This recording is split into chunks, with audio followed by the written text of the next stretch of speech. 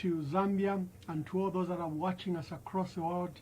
I was glad that when we discussed the Project 2026, we had callers from Japan, from Canada, from Germany, from the United Kingdom, from South Africa, and then the bulk of the other callers were from Zambia.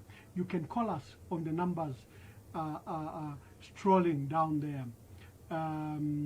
This is Project 2026, the unveiling of it. We are doing the second part, and we will start with this interview because it has everything. Today we are discussing funding. Where will we get this money for this ambitious project?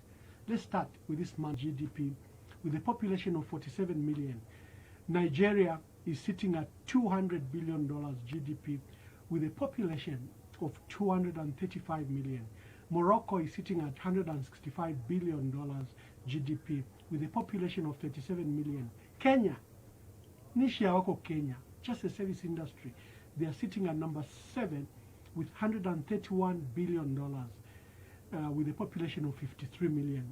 Ethiopia, sitting at a GDP of $117 billion with 110 million people.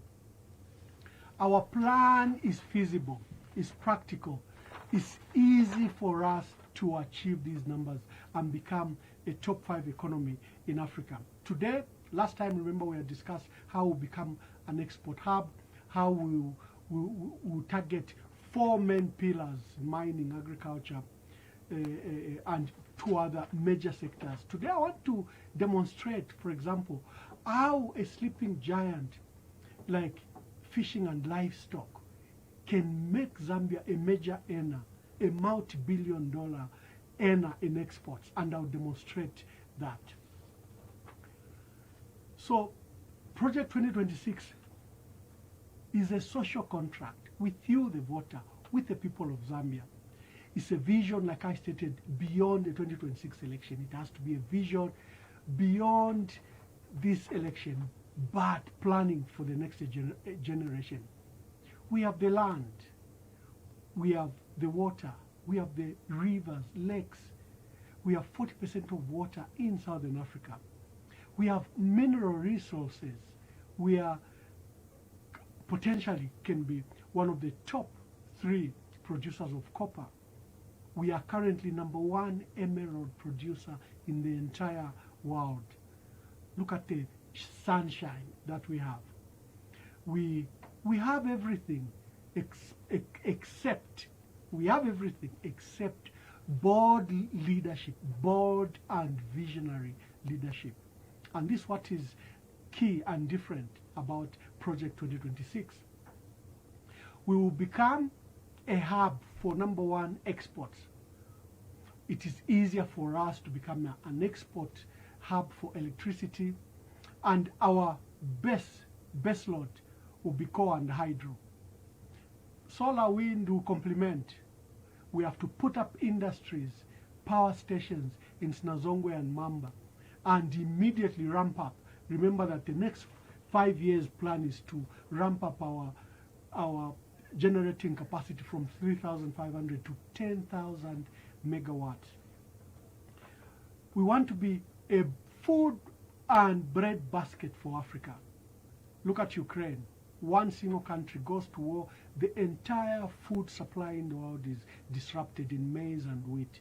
Zambia has the land, has the water, has capacity to become a food basket for Africa. So we shall be a major exporter of food in Africa. Minerals, like I stated, there's a way in which it will be done. Various legislations have to be passed to declare our minerals to be critical minerals and to seclude the areas where they are found as restricted spaces, and then launch ZCCMIH as a promoter, developer, and industrial miner of all these mineral resources.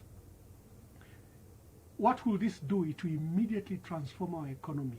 It will make it into, we'll have low taxes, we'll have low cost of living, we'll become wealthy and prosperous, and we'll have an economy that works for all.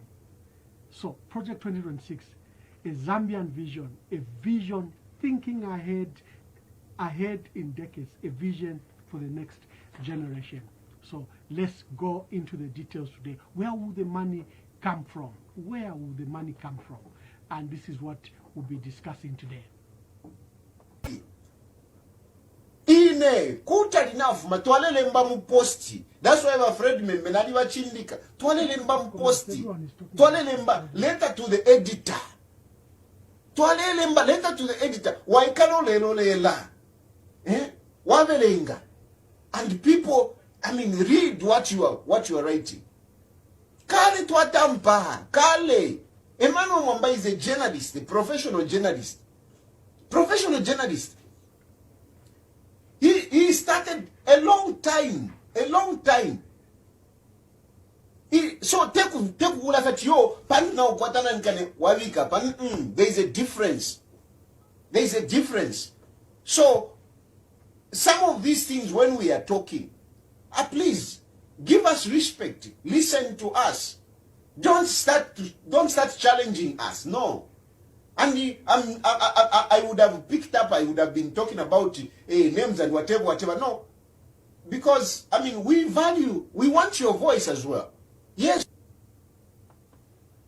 Thank you very much. A lot of people are just checking feedback. It's important that I check feedback. And you are all talking about volume. I hope it's much better.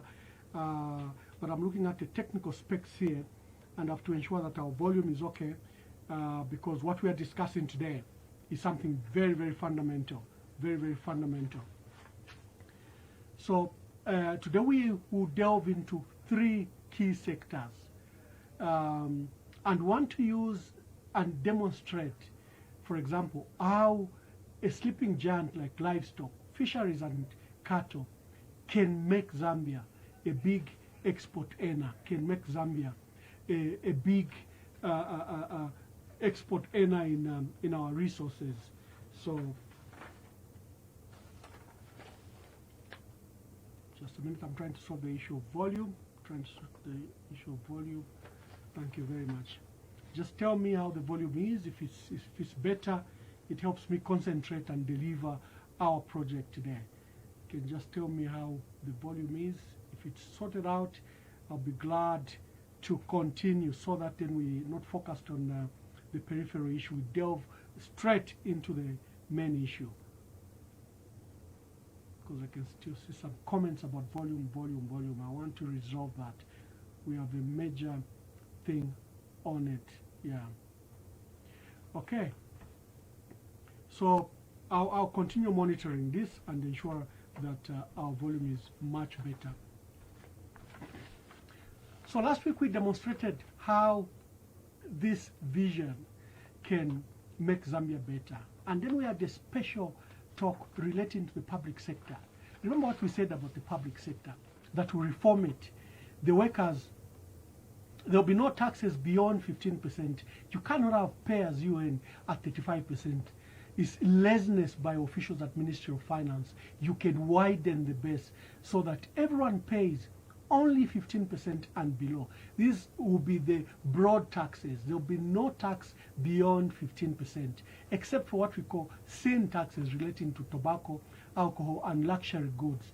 But the usual ordinary taxes you pay from VAT, customs, sales, and your pay as you earn will all be below 15%, depending on how much you earn. And we had said for the public sectors, we had good news for them.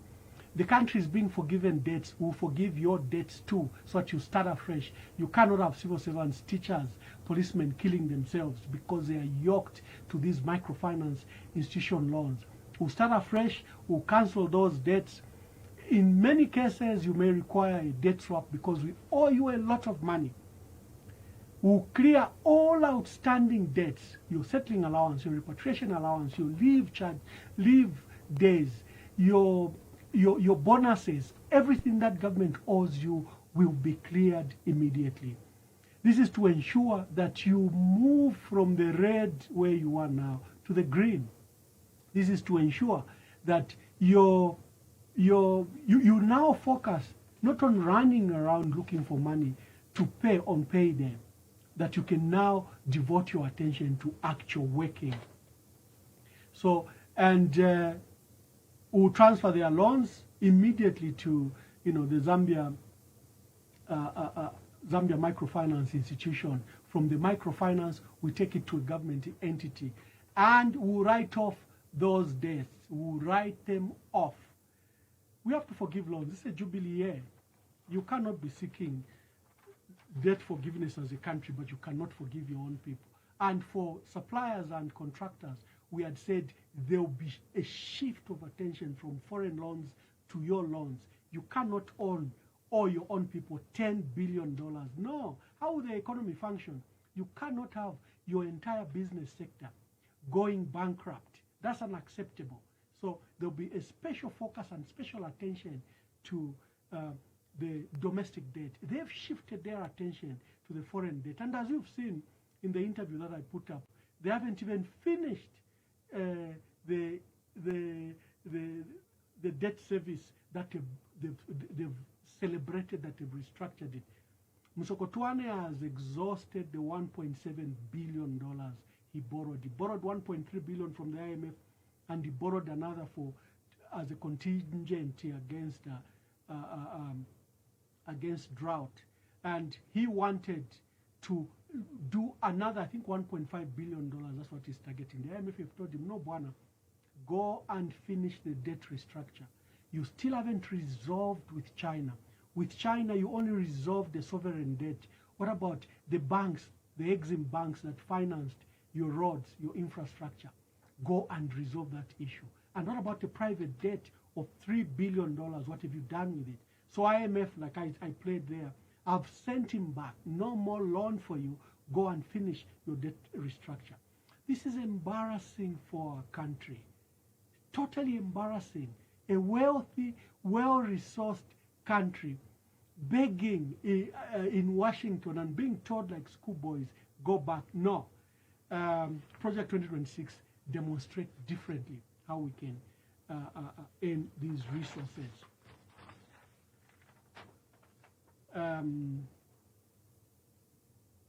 The numbers again, will be an export hub for beef, for fish, for electricity, for food, and for processed critical minerals. We will not be sending them raw in all material without smelting them, without processing them, without getting them some value chain. For gemstones, we have to invest in lapidaries and polishing materials so that we birth this industry. You cannot be exporting raw materials. How will we fund such an ambitious project with the timelines and the rapid nature we are discussing? We are saying 2 to 3, 5 years, then 5 years to 10 years. How can this be? How can you turn Zambia to be a top 5 economy in Africa, be among the top South Africa, Egypt, Morocco, Nigeria, and Algeria? How can we be among that ranking from number 20 or wherever we are lost at the moment? If you look at those countries, they don't even have some of the resources that our country has in land, water, mineral resources, even potential oil and gas. So this is very feasible. Of course, first of all, taxation, which we are lowering, is one of the key source of funding, but there will be no tax beyond 15%. We'll target development policy financing. The private investors will have an opportunity to participate in this ambitious project. And there's something that we will be doing differently. For the first time in Zambia, and probably in Africa, we'll create a sovereign wealth fund. For every copper that you sell, you have to take, is it 5%? Is it 10%? Is it 2%? Whatever that will determine should go into our coffers, and we begin to build a sovereign wealth fund. Savings. Those foreign reserves we have are for our exports, to cover our exports. They are not really good for developing a country. We need to build our own savings under sovereign wealth fund. Some of the countries that have the best sovereign wealth fund are like Norway, Denmark, Germany. They have some of the best. Switzerland. Switzerland. In Germany. What does Switzerland have? But look, it's one of the top economies in the world. So this can be done. So we'll build a sovereign wealth fund. There'll be a sovereign wealth fund act immediately we come into office. And for every copper that is sold, for every maize that we export, for every cattle that we export, for every livestock whatever we produce in our country, there has to be a mandatory savings to go to sovereign wealth funds. Let's look at our current budget in the last 10, 15 years. First, it's not revolutionary. It's routine in nature. If you read last year's budget, if you read the 2010 budget, if you read the 2019 budget, they are fundamentally the same. Nothing changes. There will be a revolution to the way we budget, the way we plan, and the way we allocate resources. There will be an upside down. Currently, the service sector is producing up to 56.82%. So the service sector is producing 56.82%. The industrial sector is producing 35%.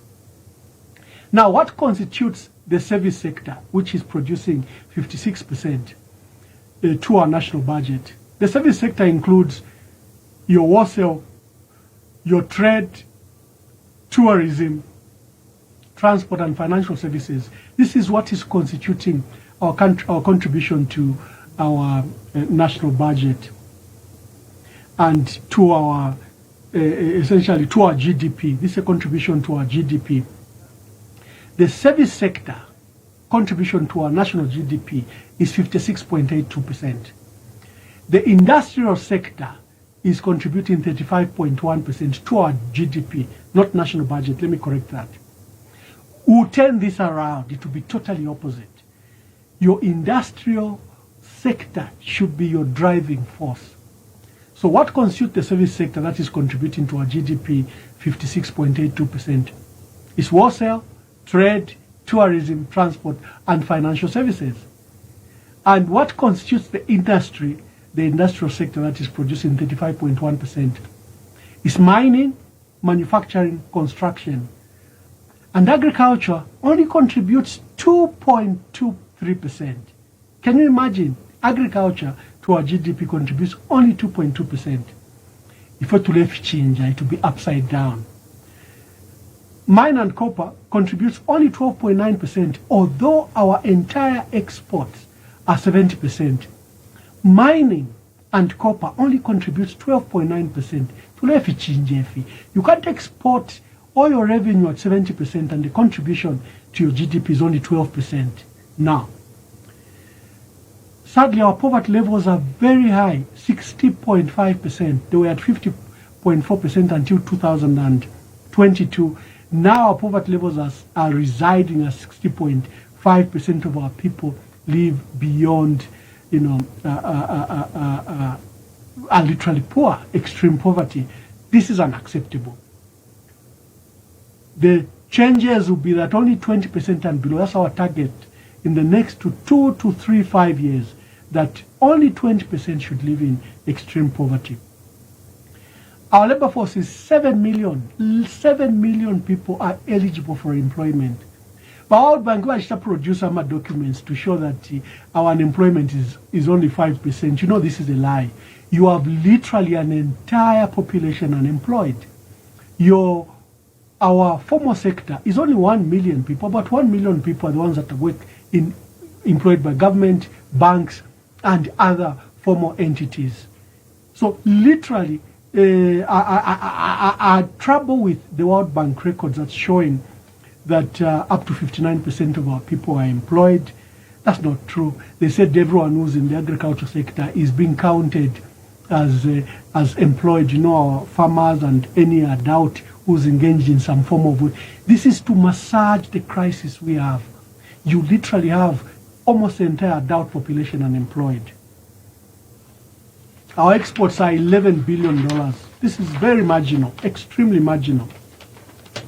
So, other than taxes, other than looking at the rationale of our GDP and how we need to upset the tables with our ambition, these are some of the things we'll do. First of all, we are losing $3 billion in illicit financial flows. We'll curb this loss immediately. You cannot have an economy begging as ours is, and Honorable Msokotwane always in Washington with the begging bow, and you are losing $3 billion in illicit financial flows. The only reason they are not tackling it because they are involved. That's the only reason they will not stop these illicit financial flows, because they are the ones at the forefront of the corruption and at the forefront of stashing these billions in Dubai, these billions in Mauritius, in Seychelles, in the Bahamas. That is why they will not tackle it. But the Financial Intelligence Center tells you we are losing $3 billion in illicit financial flows every year. This will be plugged in immediately. This is very good money as a startup to our ambitious program.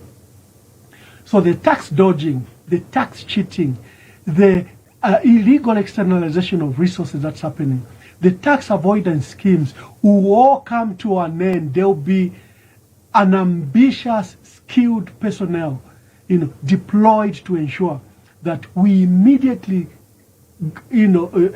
plug this illicit flow that is occurring. Corruption from government money alone is costing us $500 million.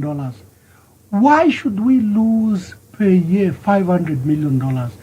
Because the money allocated for our goods and services in the national budget is over 37%, which is $3 billion to $2.5 billion to $3 billion.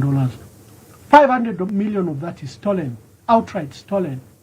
Again, this is unacceptable. You know what causes it? Procurement processes. You've allowed entrepreneurs to take over the processes. You've allowed looters to supply air. You've allowed politicians to be the supplier of goods. Your entire national budget, 37% of it goes to services, goods and services, and $500 million of that is being looted every year. So there will be an immediate plug there. All procurement processes will be public processes. There will be no single sourcing.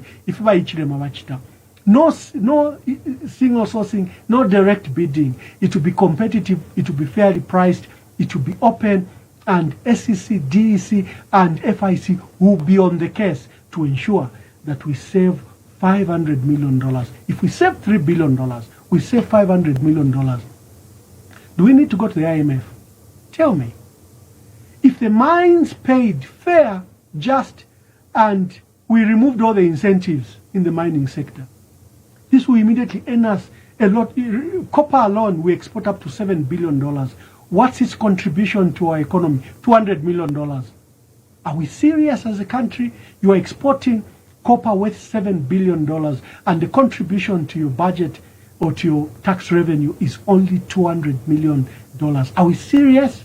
No, no. We will recover the $2.5 billion that First Quantum owes ZCCMIH with Kansanshi Copper and Gold. Immediately we'll recover it. So the $2.5 billion that First Quantum, we are putting a notice to you. Begin to prepare. Begin to prepare. Look for this money. By 2026, you should pay for it. President Hakainde Hichilema will never make you pay for this money. But you have to pay this $2.5 billion. It was established by an international audit, 2 international audits. It's been established by our courts of law that First Quantum owes $2.5 billion. $2.5 billion. Not 2.5 million kwacha or $2.5 million. It's $2.5 billion. So our First Quantum, I'm putting a notice. We will recover this money. We'll cancel the corrupt deal with Mopani and KCM. I think Vedanta needs to go home. Let them be in India. Let them resolve their crisis. They have a huge debt of $9 billion, and they cannot be using our assets to mortgage here in New York. They cannot use our market. They wanted to list in London, but remember they delisted in London. Vedanta delisted 5 years ago. So they can't be allowed in London because of their mining practices, their environmental practices, their tax dodging schemes have been documented not just in Zambia, but everywhere else. So they can't list. Now they're trying to come to New York, and they have carried Konkola Deep asset. Remember, Konkola Deep is a $200 billion reserve of copper. They've brought that that asset to New York Stock Exchange. They are telling them, under Konkola, under KCM, we have Konkola Deep that has copper reserves of $200 billion. give us a loan of $3 to $5 billion. No, Vane. We ought to be patriotic to our country. You mean ZCCMIH can't get Concola Deep and come to New York and borrow that money? And do you know if Vedanta, if they borrowed that $2.5 billion, $3 billion, if it will even come to Zambia? Why should we allow the looting that Vedanta has done the last 20 years to continue? Can we be patriotic for once? Can we be patriotic for once? That mine needs to go back to the CCMIH. We cannot allow the daylight theft that is occurring, the daylight plunder, because some minister is in the pocket of those entities, because some technocrat is on a payroll for those entities. No, Vane, this is money for our people, this is money for our country. We should not allow that. For Mopani, we've discussed. Mopani, Glencore invested $4.5 billion in this mine. It's a brand new mine. You can't give it away in the manner that you would. So we'll cancel the debt. So if you look at where we're getting the money from, you curb illicit financial flows, $3 billion.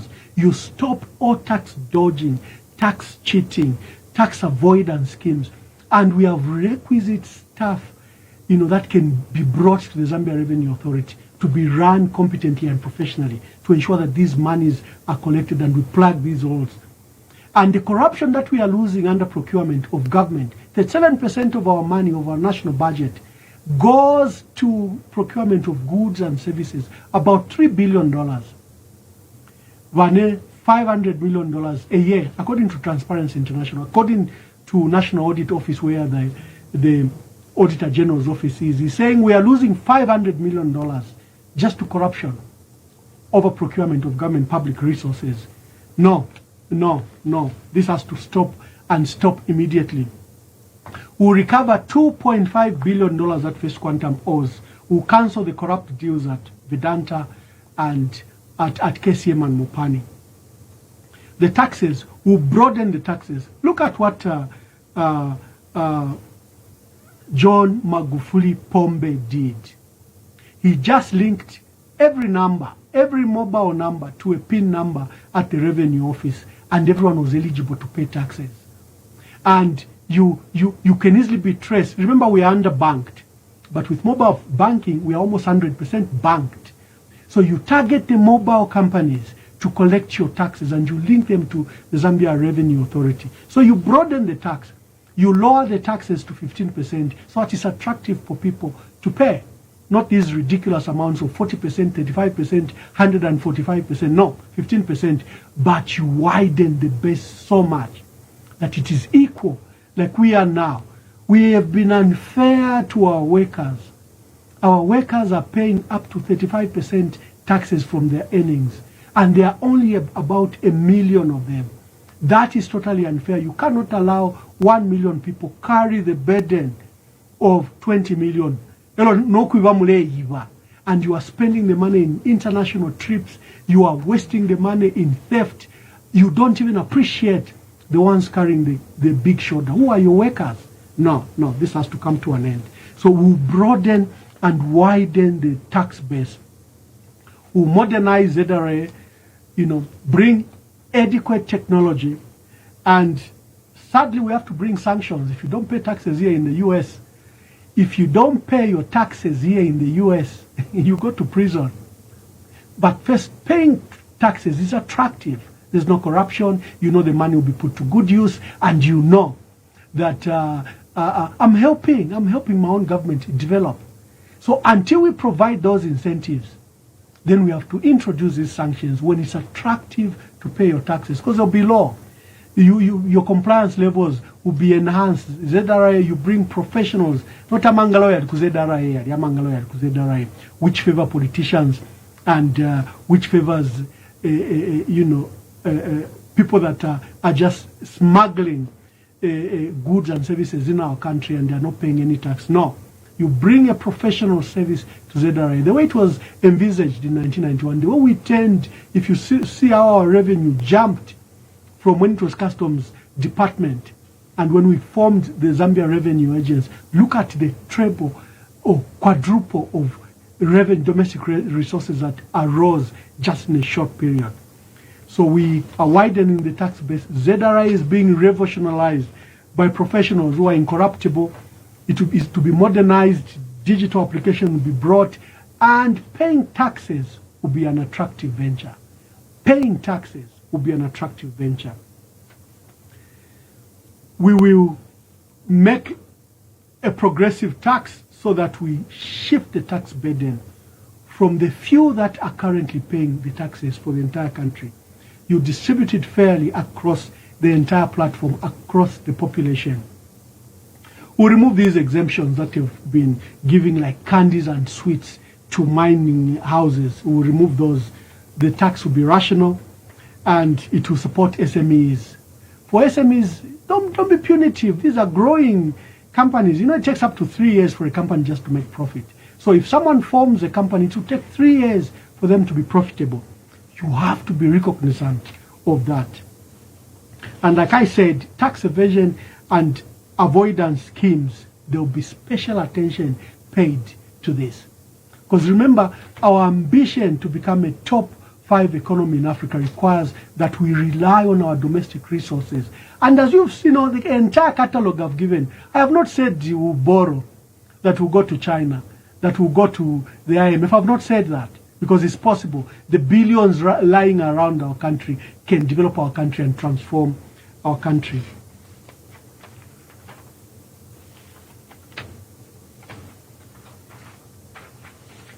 Yeah, so like I stated, we'll have key programs we are discussing today, how to transform our country, and we'll discuss livestock. It looks mundane. When we discuss it, you will see how it will be transformative to our country. And then the education sector will touch on it. And broadly, we'll be touching on every other side, for this project 2026.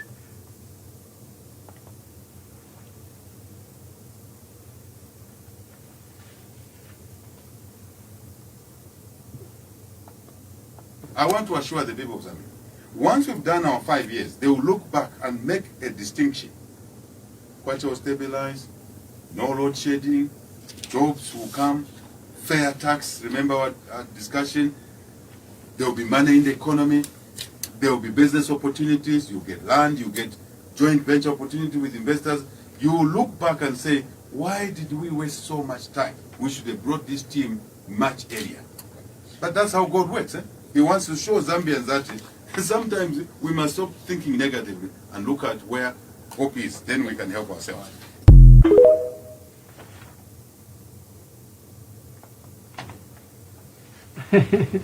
I was catching up on social media here. Someone is saying it's not true that only 1 million people are paying for the entire 20 million. Check your records. Check your records, my brother. How many people are paying pay as you earn? Even our earnings from the copper mines, the bulk of it is from pay as you earn. Analyze. We just don't discuss issues. We verify them. This is properly researched material. Your workers are carrying the burden of our country. The number of companies that pay taxes, you can count them.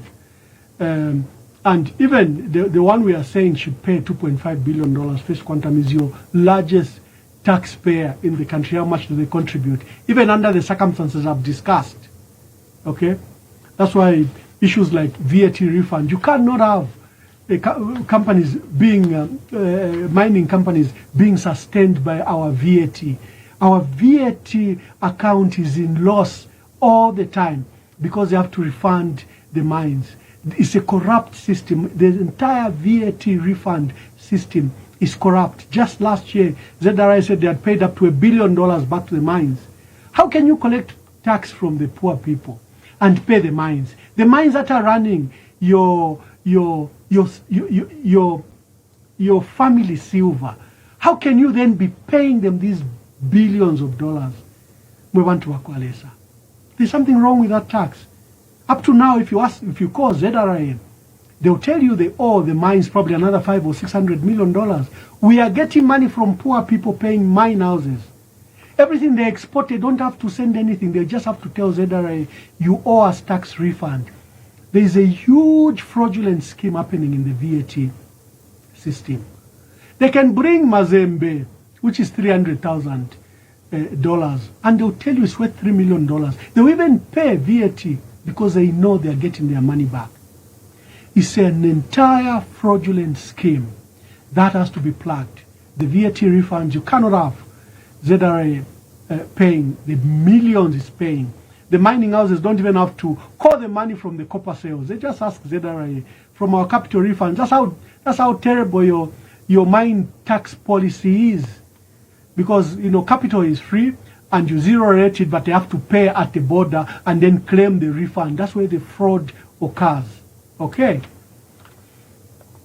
The revenue collected, especially in fees and in non-tax revenues, you know, if you're paying for driver's license, for passports, for forfeitures, for fines, road taxes, as you saw the report from TIZ, the police is the most corrupt institution, one of the worst in the world, and it collects these fees. It has become an ATM. Does this money end up in our coffers? It doesn't. It ends up in the police. That's why everyone at the police wants to be in traffic department. They don't want to be where the crime is being fought. That's why you have no one doing the patrols, foot patrols. No police officer is doing patrol. Everyone wants to be in traffic. That's where the millions are being minted. Money stolen from you, it doesn't go into the coffers, and it doesn't go into the development of our country. It doesn't go into the securing of the future of your children and your grandchildren. So the payments of non-tax revenue, whether you are paying fees, whether you have gone to Ministry of Lands, whether it's for your passport, this will be cleaned up, that money ends up with government, not with civil servants. Remember, they are underpaid, so we are writing off their debts. We are transferring the debt that they have with microfinance institutions, and we are transforming in the manner that, you know, that entire sector is run, so that the civil servants are not attracted to corruption where government is losing these millions of dollars. That's why you will have a civil servant who receives negative pay throughout the year but is building 30 flats. Why? Because they are stealing this revenue that should go to our people. So satisfy the civil servant, allow them to start afresh, and then plug all these holes. We cannot lose the kind of money we are losing in non-tax revenue.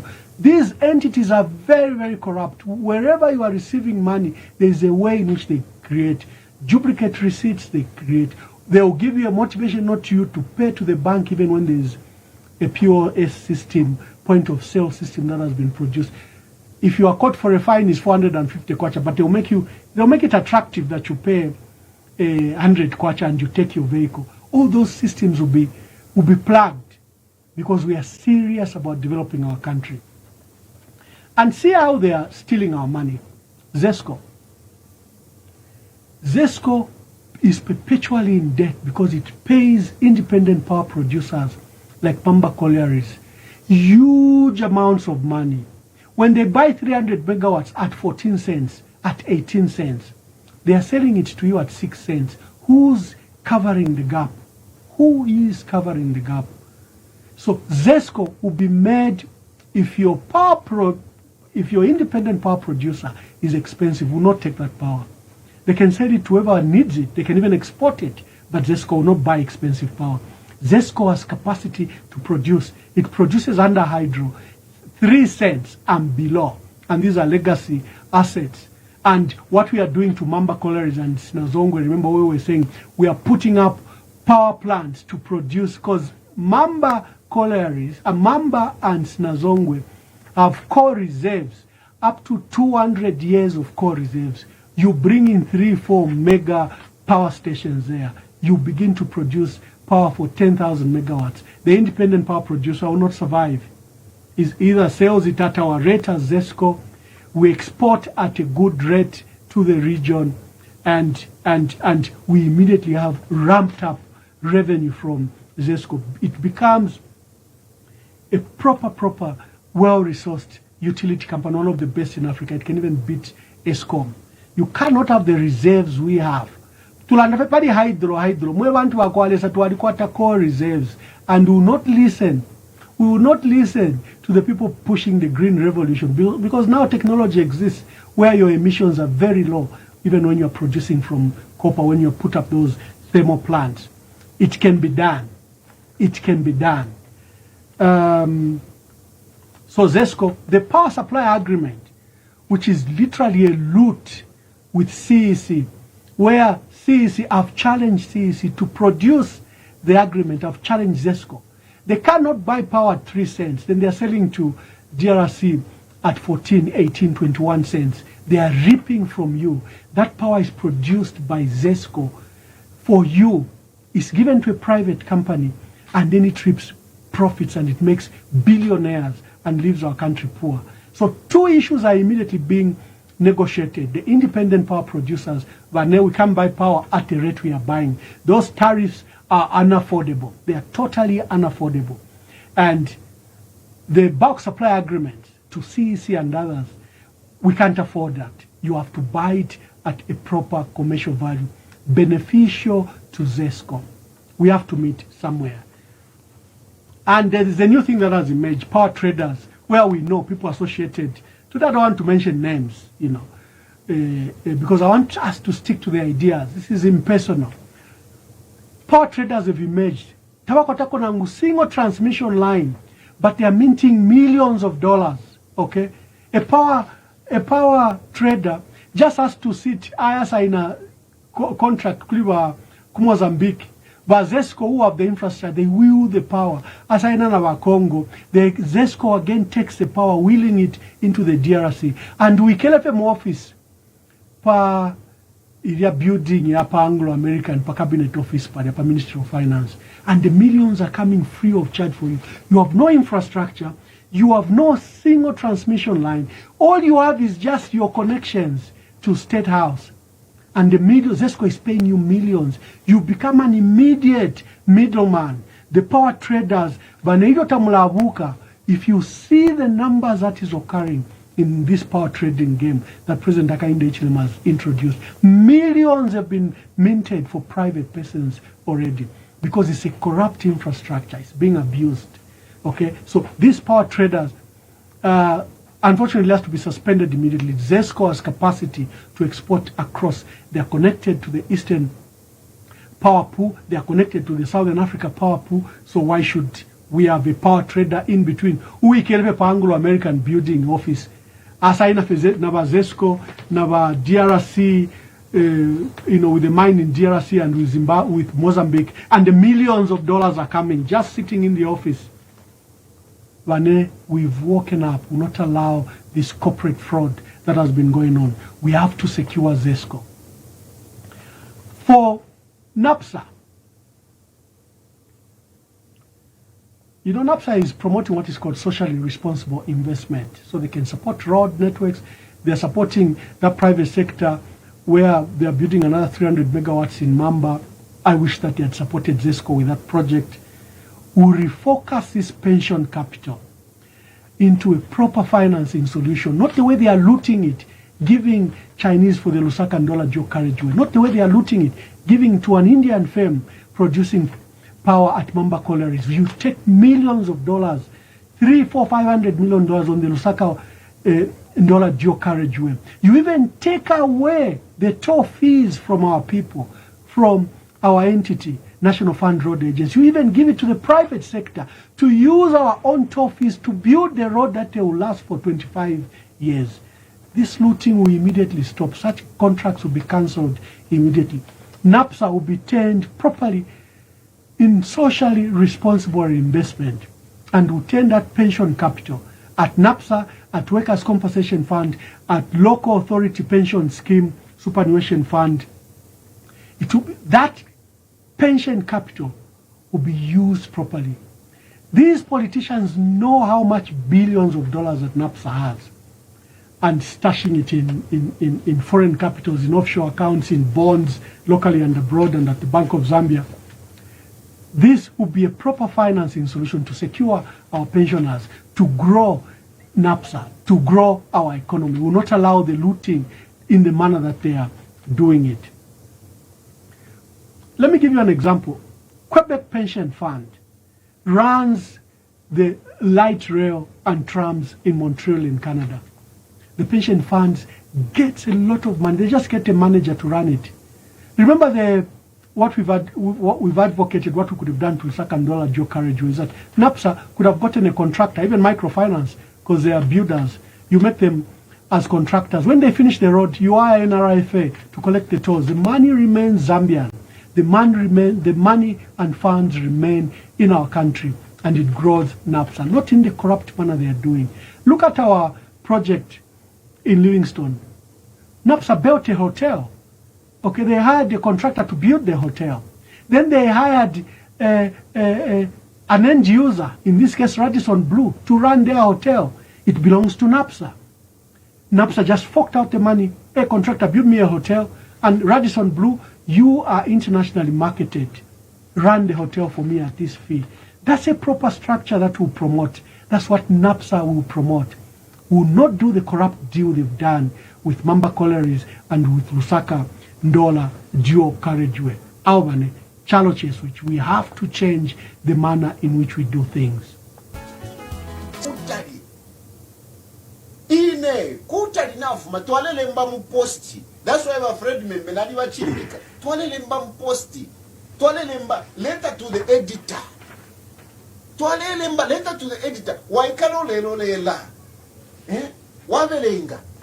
And people, I mean, read what you are writing. Kale twatampa. Kale. Emmanuel Mwamba is a journalist, a professional journalist. Professional journalist. He started a long time.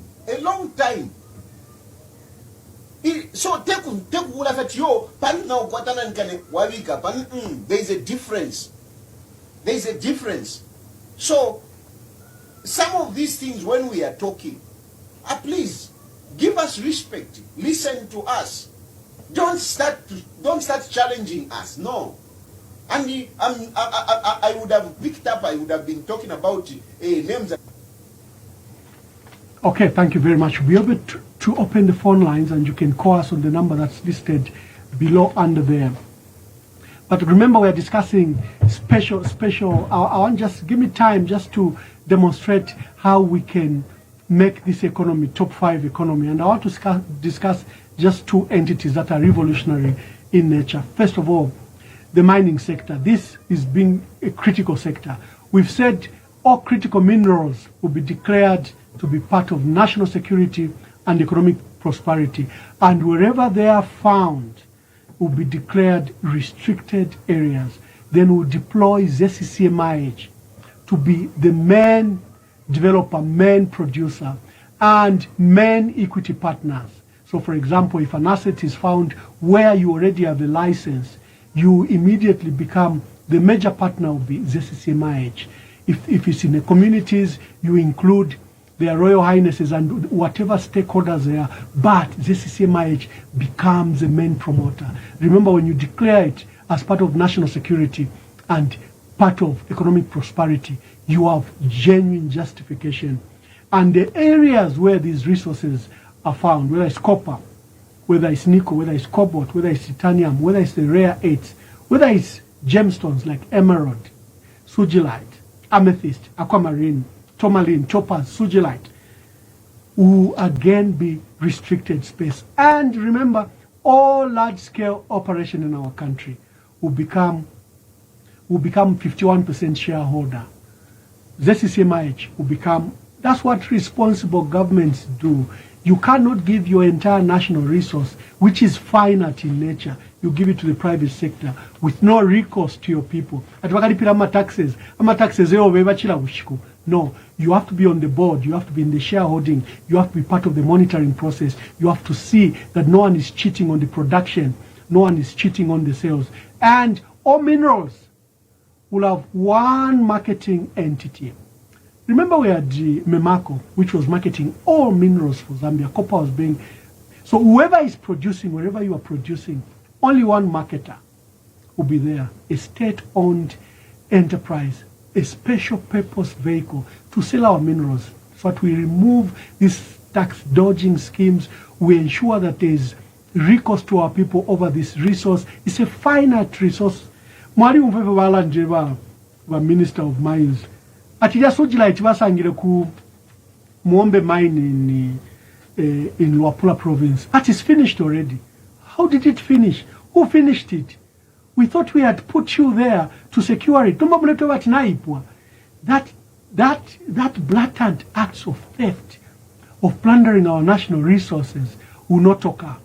It has to come to an end. That's not a resource for Paul Kagame or President Hakainde Hichilema. It's a resource for our people of Zambia. Mwasanga Sugilite, one of the best finds in Southern Africa. Then all of a sudden you wake up with a report that no, actually there was no Sugilite at all. It was just mere excitement. But if you're too, no. So now police, we have withdrawn our police now because the Sugilite is finished.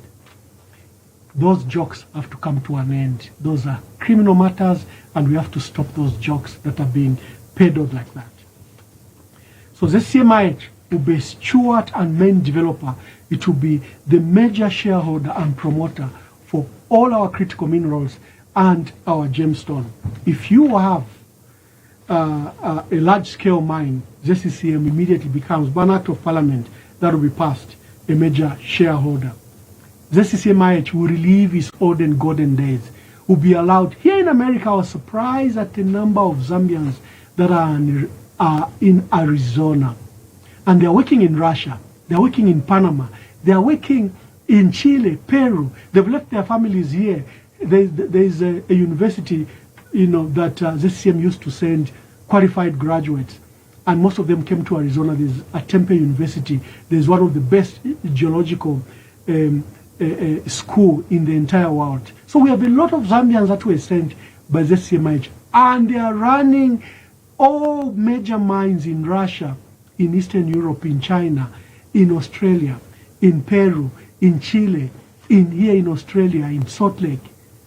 The resource is there. I think to persuade our Zambians that are in the diaspora under these qualifications, if we can show bold leadership, visionary leadership, we can show that we are determined to develop our country. How na Buktibaisa? Na Buktibaisa was for ZCMIH, not a basket case that ZCMIH currently is. It will be made to be what it was designed for, that it can secure our assets, it can explore our assets, that it can produce our assets, that it can export our assets, that it can add value addition to our assets. That's what will turn ZCMIH to. Requisite personnel, dedicated Zambians are there, not the people you put to help you loot. You get these professionals that can run ZCMIH. Kagem is the largest producer of emeralds in the country, and Grizzly and Chantem concessions. These three are producing. They've overtaken Colombia. We are the largest producer of emeralds, some of the finest emeralds in the entire world, are in Lufanyama, where these three major companies are producing this. What has been the benefit to our country? What has been the benefit to our country, Mwantu Wakwalesa? This is your most expensive gemstone. You've become #1 producer of it in the entire world. What is the benefit to Lufanyama? What is the benefit to Zambia? You've made billionaires who are living in Paris. They are billionaires at the expense of our country. The wealth in Solwezi, the billionaires live in Australia, in Canada, and Hong Kong. We want to Wakwalesa. When is Zambia going to have its own billionaires? If we're with our project 2026 and beyond, Twakana, Chochena, Twakana. Let me go to education, livestock, then I open the phone lines. Whatever, no. Because, we want your voice as well. Yes.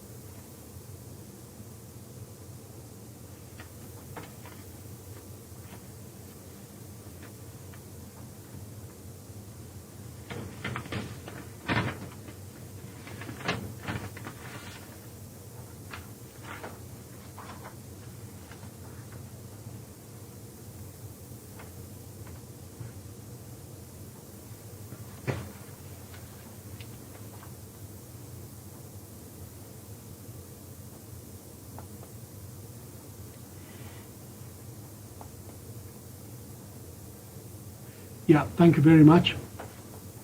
There's something I've been very worried about, our education sector, especially higher education. Higher education has been a duty of the state, literally. If you look through throughout its evolution, is regarded as a state asset. But in the last 30, 40 years, first of all, if universities, for example, were run by private entities like Oxford and Cambridge, they still had endowments from the state. The state still had a say, even if they were privately run. What has emerged in the higher education sector in our country is disaster. You have universities sometimes with one room at university. Ayomangalo, they have to come to an end. Greece, you can't call any higher education a university if it's not publicly owned. This was to ensure that they guard the quality, that it helps in the development, because you can design programs that can only benefit your country more. If someone wants to take luxury courses and other courses, they can at their own entity, but in the public sector, it's part of the economic development. Our higher education system has become a joke. Like I'm saying, you can have one person with one room or just with one laptop and they are saying it's a university, and they're expected to produce a graduate who should then help in the transformation of our economy. There'll be a big shift to what is happening in our education sector. Universities were known for academic excellence. We know that we're part of political and cultural and intellectual centers. We have to restore that. Like I said, they are a central asset to our country because they determine who you can employ, who can drive your economy. They determine how your economy can be driven. You can engage in research and development and localize the knowledge to your country. So we'll scale up the financing to universities. Ayama courses vachita. Ayashavula with any relevance just because someone just wants to do some course. No, there'll be a focus where we'll take public money. So bursary scheme, allowances, student loan will be focused to what benefit our country. There are critical programs that will be identified and that the state will support purposely. If you want to do your degree outside those that are critical to developing our country, you can do it at your own private cost. The doors will be open, the lecturers will be there. But for public funds, for bursaries, for student loans, for public loans, there'll be discrimination. Because remember, we have scarce resources. We just can't throw it to everything you want to study. So that's number one. There'll be refocus, repurposing the universities. And not just allowing universities. University of Zambia now has up to 35,000 students. Well, the idea is we have other universities we should build in Solwezi, in Mongo, in Chipata, with the congestion University of Zambia. It shouldn't just be a tuition-taking institution with no relevance to national development. There will be a repurpose there. Another shift, of course, will allow non-state actors. But, like I said, in South Africa and Greece, let me give you an example in South Africa. Again, only public universities are called universities. Anything else, they are colleges or college universities. You have to be very careful. That's why our ratings have gone very low. The University of Zambia, which should be on top, Copperbelt University and other universities in our country that should be on top, are lagging far behind because they've just become tuition-taking centers. There's a repurpose that has to be done. Like I said, academic excellence, these are political, cultural, and intellectual centers for your country. We should be proud of them. We'll finance them properly. There'll be a university in each province. And like I said, there'll be a focus on only courses, for example, engineering, nursing, doctors. What do we need in our country? If you want to do cosmetics, well, you do it at your own cost. If you want business, we have to repurpose our investment in the education sector in a manner that immediately drives this. You don't want us to get qualified staff from across the world to run our country. No, it has to be run by Zambians. It has to be owned by Zambians. So education becomes part of it. You have to decolonize it. You have to dramatically shift it. It has to respond to the informal sector nature of our country, and it has to be changed. Another focus will be a shift to the TVET program. The goodness about TVET, technical education and vocation programs, is that whoever you train, they can be employed, and they can employ others. That's the beauty about TVET programs. So the TVET programs become immediately priority centers for us. They become where we shift this unnecessary waste of money that is occurring, where you want to fund everything. Suddenly, you even fail to produce the money. It will go to TVET institution, because every student there will be employed, or he will employ others. We'll take, we have to partner with German that has pioneered this process for TVET and polytechnic education. That's why German is an industrial center. It knows how to produce craftspeople, technicians and engineers. Every speaker ridicules our engineers, that our engineers can't even build a road, our engineers can't do this, they can't even make a matchstick, they can't even build a needle. It's because it's upside down. We partner with Japan, we partner with German that have perfected this art of TVET education. So the resources for higher education will be taken mostly, because we know in a transformative nature, 2 to 5 years, you know that the results will be good. You buy them the tools, the practical tools, you buy them engines, you buy them whatever they want.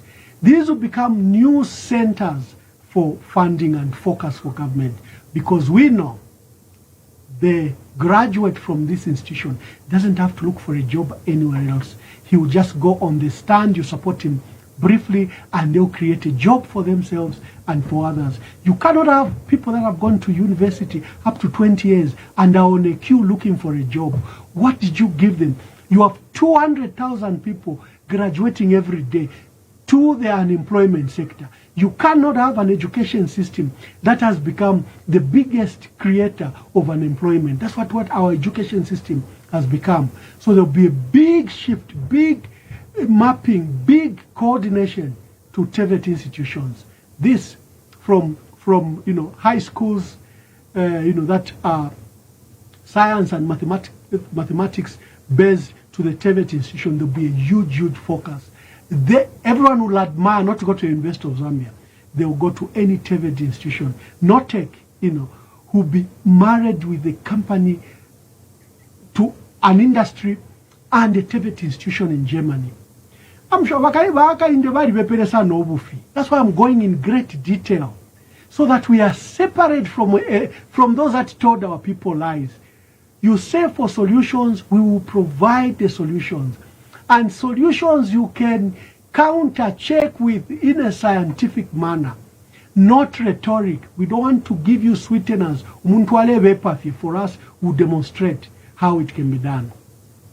So TVET institutions are a new set of education center in higher education. That's where public funds should go to a great extent, because we know that you'll be creating an engineering a society like Germany is, like Japan is, so that when you see the output that you see in Japan, the output that you are seeing in China, it hasn't been easy. For China, it married every TVET institution, either with Apple, whether with with an engineering firm. They married the institutions. The practice and education was highly practical, highly applied. It was not theoretical. Mulemba fe ama assignment, dawa monapona ruler. We've never made it, built anything. No, that has to come to an end. You marry to industry, you marry to other TVET institutions across the world where they've been centers of excellence. That's what our economy is. Our economy will not create a formal sector in the short term. The informal sector has to thrive. How do you help it?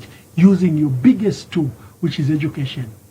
Of course, we've talked about basic education, which has been free. Someone says they brought free education. Of course, they're lying. Education has been free up to grade 9. It has been free up to grade 9 from 2007. Check the statistics.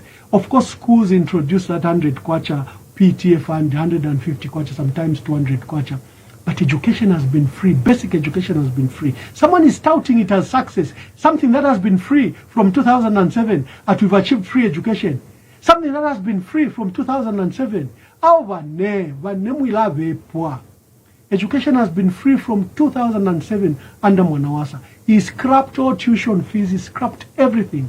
The only fees that you saw our parents paying were PTA funds, PTA fees that our people were paying. But education, from a government standpoint, has been free since 2007, up to grade 7, up to grade 9. So we are revolutionizing that. Higher education brings special attention because it can impact on employment immediately, not in the future, immediately. TVET institution, you link them to Germany, you link them to Japan. Someone has written, they will steal these ideas. Ideas are free. I don't care who implements them, but they should be spoken. We should idealize, ideate, and see how they can be practical for our country. It's for the benefit of our country. I don't want to hold on to ideas and hide them to myself. So my brother, thank you for that concern, but we will give them solutions. It can be done. What lacks in our country is leadership, nothing else.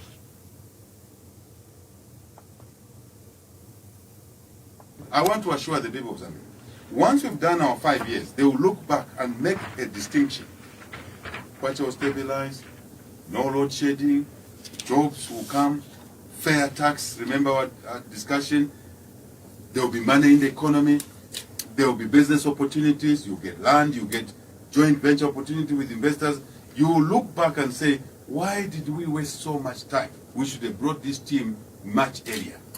But that's how God works. He wants to show Zambians that sometimes we must stop thinking negatively and look at where hope is. Then we can help ourselves.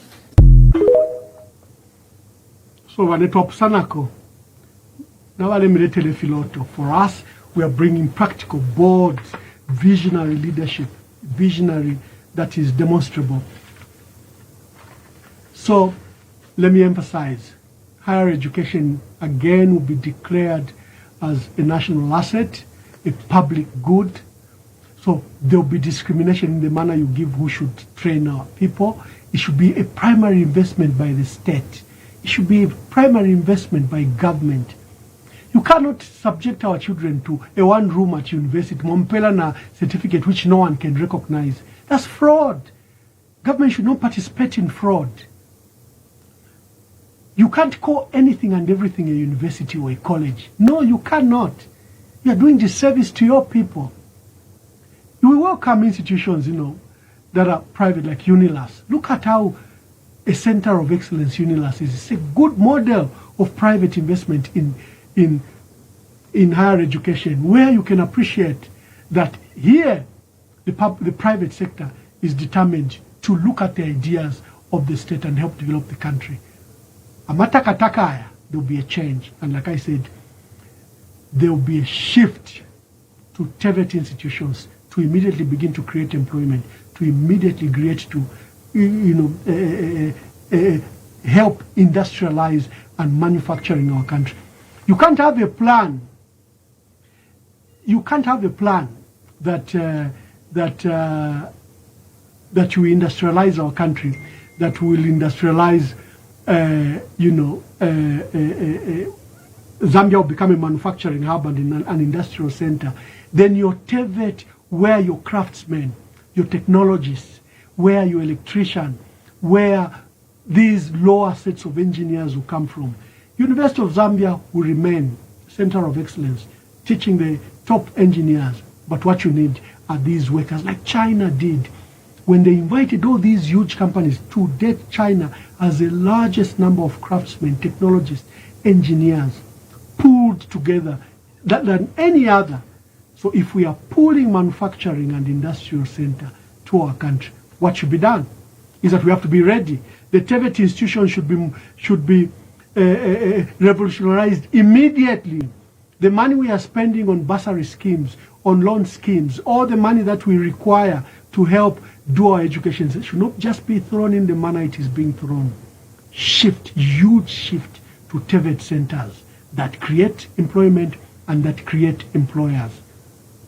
There's another issue that we are introducing from grade 1 up to tertiary university: entrepreneurship, learning, and innovation. This is what has allowed for this unemployment. You train a doctor, you wait for a job. Why? You have not trained them to be entrepreneurs. We want when you train a doctor, if there is no job for him, he will not stand on the queue. He will open a hospital himself. We want when we train an engineer, and if they don't have a job, they'll create an engineering firm. The entrepreneurship in them, the innovation in them has to be evoked from grade 1. Ask any businessman. Ask any businessman. They never learned what they know from school, from our schooling system. No.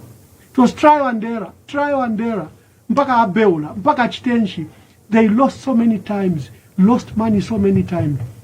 Why can't we treat the science of money, the science of entrepreneurship, the science of innovation from grade 1, so that you are teaching people enterprise. You are teaching them to think outside the box. So, Vane, that is what we will do to the TEBET. Let me go now to the special case of livestock and fisheries.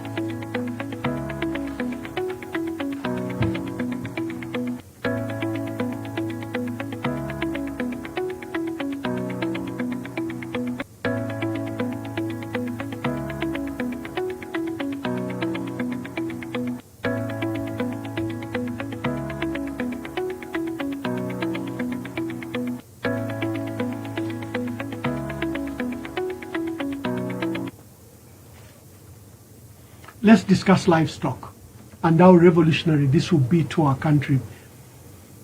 It's currently about a $360 million fishing industry. That's how much we are spending in both imports for fish. It's about a $400 million industry, subsector industry in fishing alone.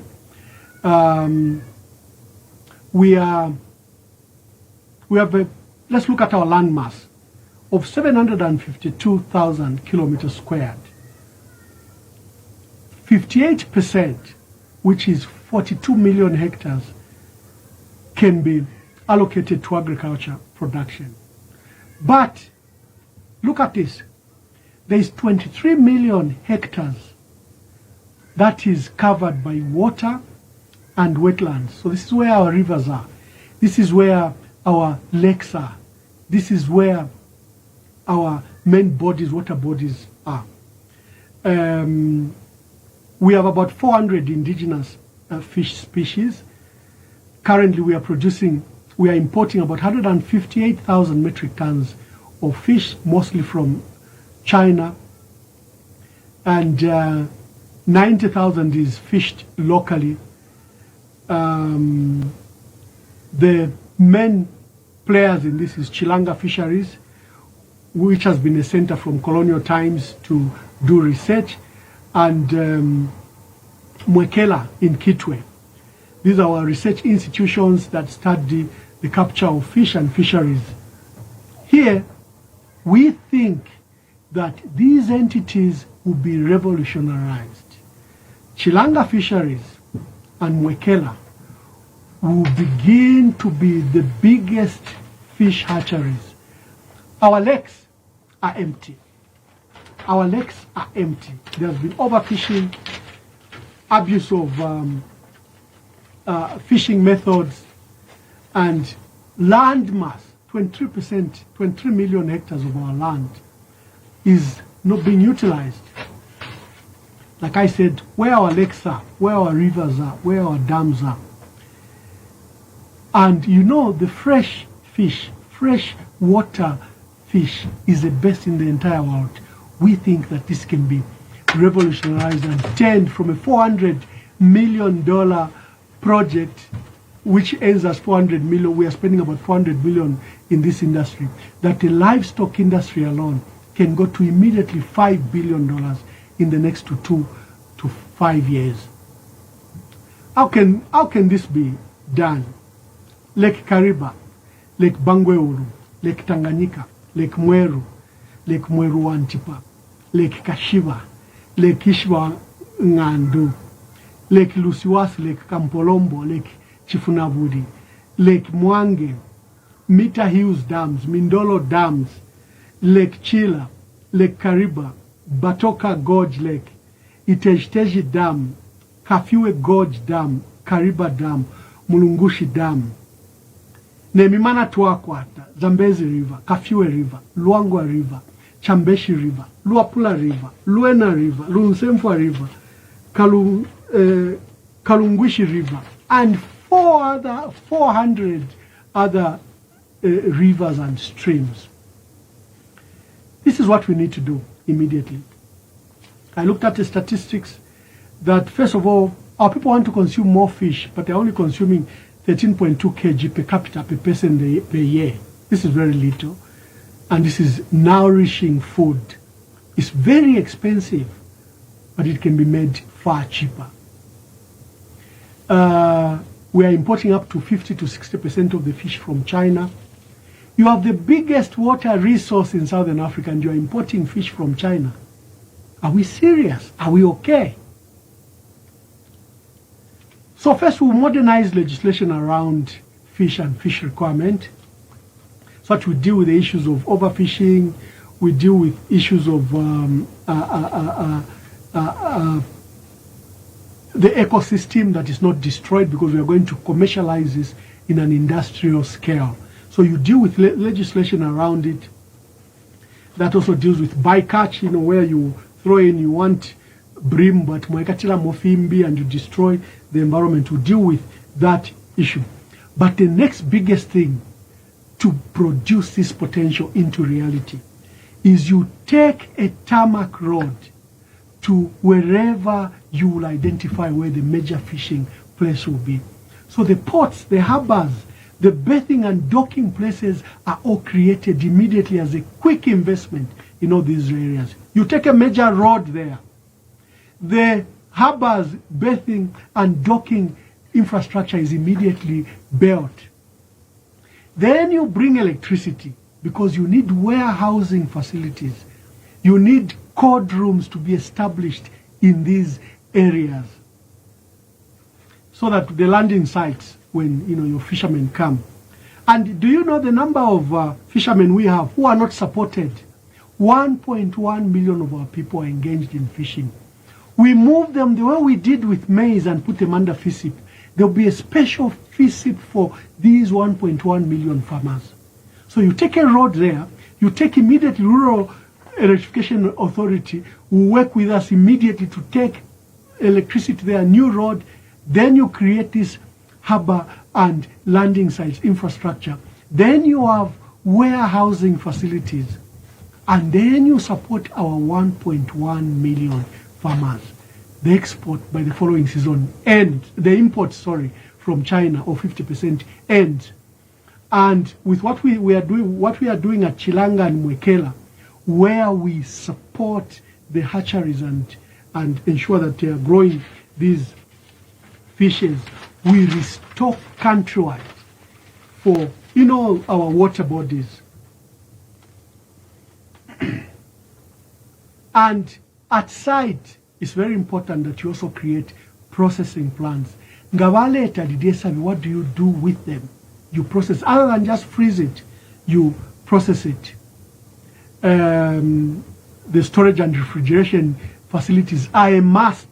So whether you are on Lake Bangweulu, you are on Lake Kashiwa, you are on Lake Tanganyika, you are on Lake you are in Lake Kariba, wherever you are, government needs to do this. And like I said, the entire population that have been identified as our traditional fishermen, we give them modern methods, fishing methods, we give them support. In some sectors, you group them into a cooperative and give them a fishing boat. There will be support services like engine repair and boat building. Because we're a landlocked country, some boats, especially fishing boats, have to come in a knockdown complete form, CKD form. So you have to have facilities. Afe and other buildings that were very focused on ensuring that you industrialize mechanized farming, and at site they would produce. Ngamabula, for example, Libya donates in CKD, in containers, your tractors or your fishing boats. You will have facilities by these people you've trained from TVET institution, mechanics, electricians, and others to do this assembly. And our farmers, our fish farmers, become productive. For those engaged in fish farming, again, they require support because feed is very expensive and there's been no discernible support.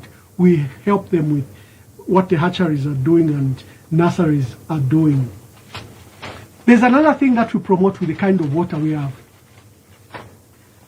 The recreational and leisure around these places, they become immediate facilities for leisure. If you can have a boat, fishing, you even affiliate Zambia to these international fishers that just love to come to a country and catch that very big fish.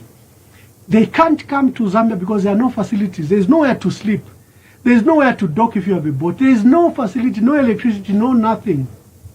So the leisure and enjoyment part of it, the sports facilities around fishing, is also run alongside this huge production that wants to make fishing from a $400 million industry to minimum $5 billion in the next 2 to 5 years. So we have not taken advantage of our fluvial resources. We have not taken. Our fluvial resources are the resources brought by water, our fish, and associated issues with fish. So our wetlands, which covers 19% of our land, lakes, swamps, floodplains, and dambos, again, this key investment. Bangweulu swamps, Kafue flats, Barose, or Zambezi floodplains, Busanga swamps, Lukanga swamps, Lake Mweru and Lake Tanganyika benefit from this critical infrastructure development that we are talking about, so that our people can benefit from this huge, huge resource. So, as you can see clearly, our fish supply will become an immediate export earner from fish. We'll transform this, instead of people importing all the way from China, especially our 8 neighbors, they import fish from Zambia. If it's properly treated, processed, refrigerated, you can take it anywhere. And these processes have to be done at site, at docking facilities. You don't have to take them anywhere else. From processing to refrigeration should take place at site. So like I said, the infrastructure development required from harbors, ports, and setting up of cold rooms, storage and warehousing facilities, that has to be supported by this. It has to be driven by the state. You cannot trust everything in the private sector.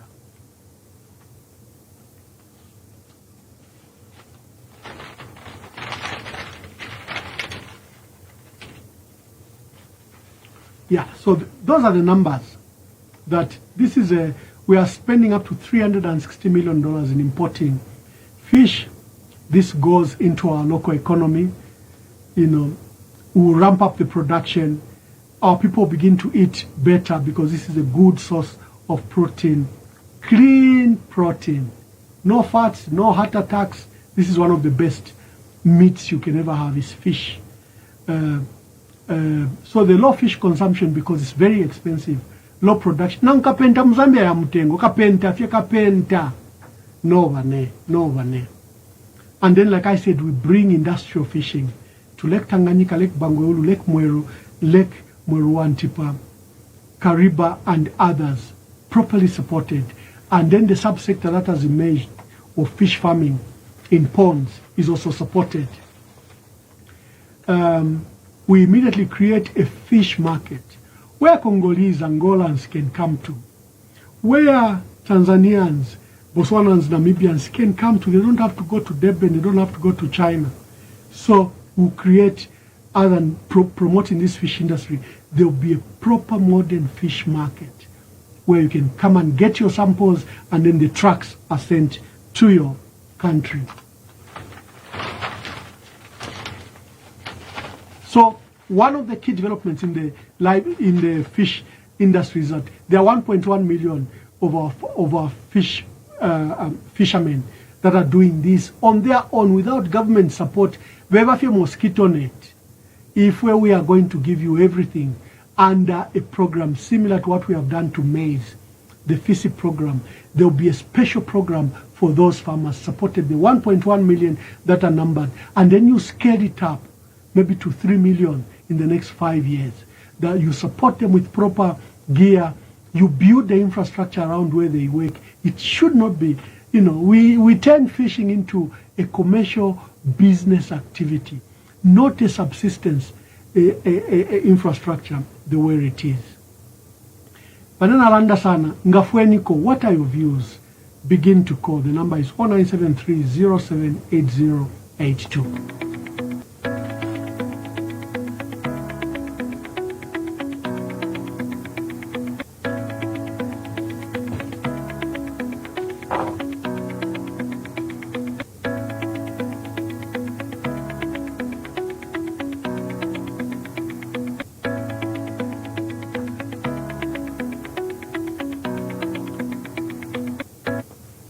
We have our first caller. Good evening. Please tell us your name and where you are calling from. Yes. Yes, my name is Justin. I'm calling from South Africa. Justin, mute your other device and make your contributions. Okay. Yes, I've done that. Thank you, Justin. Make your contribution. Yes, Mr. Mwamba, you've talked a lot and I've listened to you point by point. Yeah, I've, some of the things already are just figures and live and all that. Thank you very much. Thank you very much. We want contribution. I think we are being productive here. We don't want people with very narrow partisan interest to comment on matters that we've delivered here. Good evening, and tell us your name and where you are calling us from. Good evening, Ambassador Mwamba. Good evening.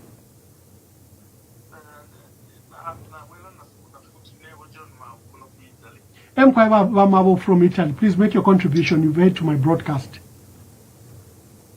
Yes, I just wanted to say I'm very, very happy and proud that you have come forward because Mama Pan is not about that. Then last time when I called I was talking about the lack of love. I think I meant patriotism. I think you mentioned it today. Yeah. And I think that all these things that we get lost in the details, we have these misplaced priorities. If you think about, I've done well in my life. What's the job of president? Then what's our president? Even if you have so bad. Yeah. But I would just advocate also for authenticity. Like I heard you mentioning when you talked about education. Yeah. Even if you have livestock, you mentioned countries like China, countries like Germany, Japan. Ambassador, I studied in China, and in class we had somebody from Japan, somebody from Germany, and the professors were Chinese. You would observe that all these developed countries, one of the basic things they've put in order, including in their education, is their languages. My friend from Germany had diamonds and other digital stuff. They were all in German language, including the Japanese guy, including the Chinese when they were teaching us. But for us, we have to think through European Francophonie or Anglo-Saxons in those terms. than that, like you mentioned, the fishermen, they're from South, they're from Mokore. There are a lot of wise and smart people, I'm not fishermen. Yeah. But they can't speak English. And because of that, people are not sick, but they have so much to contribute, you know. Yeah. You also mentioned some time back that there are CEOs, Zambian CEOs, companies, mining companies in America. Those people, we need them. They even go to Europe. We need them to be back home to help take care of our own. But they have gone to America because they are given a better life and incentives where we move them most. True. Because of lack of patriotism, Ambassador Mwamba, what you laid out, if you said that if we can have even 5% of our population, people who can work for the sake of the nation means the people. Allah, we can become a developed nation, starting bit by bit. But it can't work as long as we don't have patriotic people. And we, for now, as it is, as a race, as a black race, we don't have solidarity to our own race. As countries, we are not patriotic. Thank you for that. Last time you talked about the family. I dealt with those from West Africans. I think Southern Africa, when we use more of the heart. West Africans, they use more of the head. Yeah. We are good people, but we are not patriotic. You know, go to Europe, we meet fellow Zambians, and then a lot of the groups are made. Gossiping about the other. You see, instead of us coming together, to cut the story short, I would email your student. I'm always following you. I also have some questions for you, but for the sake of time, regarding privatization, what your thoughts were. Because I don't think we were supposed to privatize, such that some people even became rich from that. We have people who can handle that. But I'm supporting you, and I hope that we can have patriotic people who love the land, who love the history of Zambia, but get their birthday out. I'm telling you that China, if it was Mao Zedong's birthday, no one would have prayed, go and say happy birthday. If we learn nothing. Thank you, Mr. Mabo. Thank you, Mr. Mabo, and thank you. I love your emphasis on patriotism. I love that, and our people should learn from that. Oh my, I already have 32 missed calls. We want to acquire. Let's be brief. Thank you, Mr. Mabo from Italy. He's one of our regular contributors, and he promotes love and patriotism. He says, let's just love our country. Let's love our people. You will even cure issues of corruption and this backstabbing, the unnecessary political tension in our country, instead of developing our country.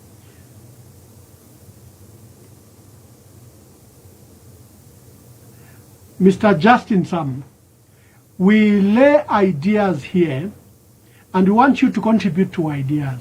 If you want to bring parties and narrow interest, unfortunately, I'll cut you. I want you to be productive, okay?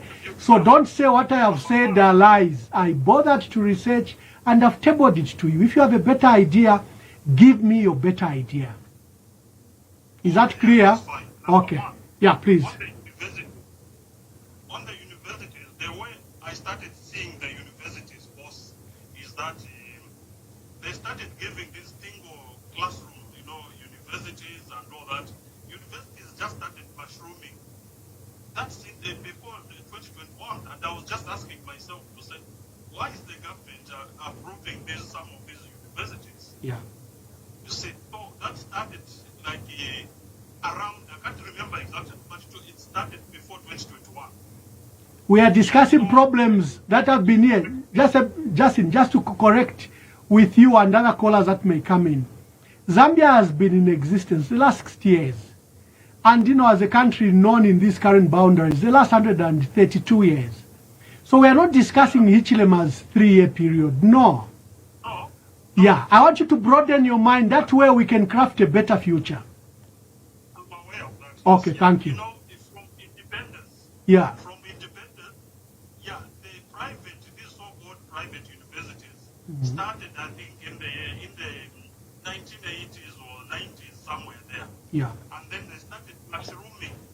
You see, we need to correct that as a country. Thank you. We can't just allow somebody just steal some buildings and then they say that they want to turn it into You had a valid point there that we need to correct that. Yeah, then number two, on the dual carriageway. Yeah. On the dual carriageway, you know, this is a triple P project. Mm-hmm. And to me, really, the way I see it, there's nothing wrong in, in engaging our local, these pension institutions to contribute towards that, to contribute the finance. Because the money is circulating within, and at the end of the day, those institutions will make profit out of it, or at the end of the day. Because those Chinese, the contractors who are doing it, they will be paid, and they'll be paid with interest. Okay. Yeah, Okay. It's just look like free money. Yeah. So Okay. they'll be paying with interest, and they will make money, so that they improve other infrastructure, financing, and even the workers' financing. Okay. If such a thing is there. Can you conclude, Justin? Can you conclude? Yeah, then number three, the TVET colleges. Yes. The ideals, what we have said, has been there since independence, actually. It's not a new thing. The TVET colleges, that's how they are function. It's only that, for the past, let me say, 20, 25 years, there has not been much financing into these institutions. That's why we have sort of a slump in the production of technicians, tradesmen, technologists, and engineers as well. Even the University of Zambia, I don't think it's operating at its top. Yeah. Yes, we can, those ideas, yes, it's fine. We can prioritize them, so that we can produce more graduates into the economy. Yeah, and then on the free education, I will ask you a question. You say, why has the enrollment now in the private schools and secondary schools gone so high now? Because, there are just so many students now that have been attracted after cutting some fee, even though it was 100 kwacha. Some people, they were not probably affording. But now the whole thing has gone, the students, the number of pupils and students have gone high. Thank you. Thank you, Justin. Thank you. I've noted your point. To adjust and say that, admit that the education, the free education has worked. Thank you, Justin. Thank you, Justin. Let's take other callers. Justin. Justin, will you allow me? I take other calls. I'm grateful. Thank you for your call, Justin. Thank you very much.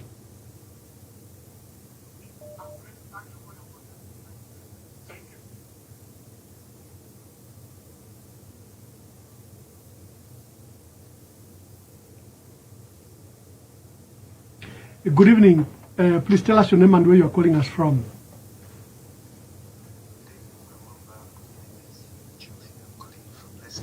Yes, sir. Mr. Chilufia, thank you. From UK, Leicester, yes. Yeah. Let me just say something quickly about Justin. I think he got he got himself in a spaghetti junction there. This mushrooming of universities started early 2000s, I think, if I remember very well. I went to school when we only had 2 universities.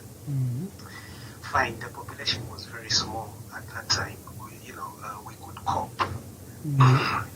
And then suddenly, we started having every corner house being called a university. I was very much against that idea. One thing we've got to appreciate is the fact that not every child is academic.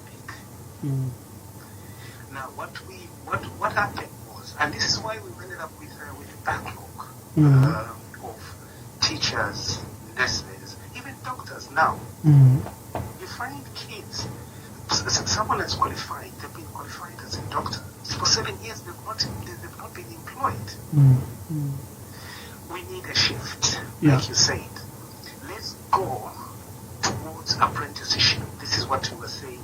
You were calling TVET, yes. Technical education and vocation, Yes. Let's go down that route. Let's stop this idea of making every child think that they can only do nursing, they can only do teaching. No, let's move away from there. And I agree with what you said when you were speaking about education. as a country. Yeah. We've got, I'm sorry to say, Mwamba, and this is why we found ourselves in this, position. Mm-hmm. I was surprised to find Ndola University Teaching Hospital. Mm-hmm. I'm sorry, there is no equipment there. Yeah. That hospital is not even qualified to be called a university teaching hospital. Mm-hmm. My son did medicine, right? And he intercalated, meaning he had a medical degree and he did a specialty before he qualified. Yeah. What the boy went through before qualifying Mwamba, you feel sorry. You feel sorry for the boy. Yeah. Intense. Let's try and move towards. By the way, I do agree, and I accept what you say. We have to start from somewhere. We've got to make a shift. Let's start from some of the things you've been speaking about, Mwamba, will probably take us about 20 years. That is where we've got to be moving as a country, not as parties in government. I will speak quickly. I will speak about that project which was started by Bahari Kalama. Sending Russia. Very, very good move. What happens? The government changes, everything gets dumped because the government which has taken over didn't agree with what was put in place by the previous regime. I'm sorry, but we've got to have a shift. Thanks very much, Mwamba. I think I will engage you after the program. Oh, thank you, Wachufu, and thank you for your dedication. Thank you for your brilliant ideas. I'm grateful. Cheers. Thank you. Okay. The line is open.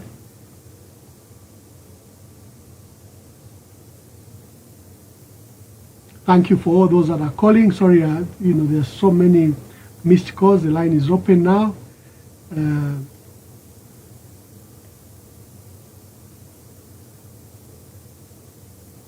Make your call. Bachilufi has made a fundamental point that I've always spoken about, and I'm glad that where we sent 500 nuclear students to learn the science of nuclear science, because we have uranium in Northwestern Province, and there was a proposal that we begin to use uranium as a clean energy. This government comes in, it identified itself as pro-American, and it left those kids, 500 of them, stranded. They came, it abolished the programs that we had set up. Who has uranium? Isn't it Zambia? Whose school or industry could have benefited from the ones we got? And now we hear they're being picked. South Africa, Australia, those kids that went to Russia, trained at great cost, goodwill of a bilateral relation between Zambia and Russia.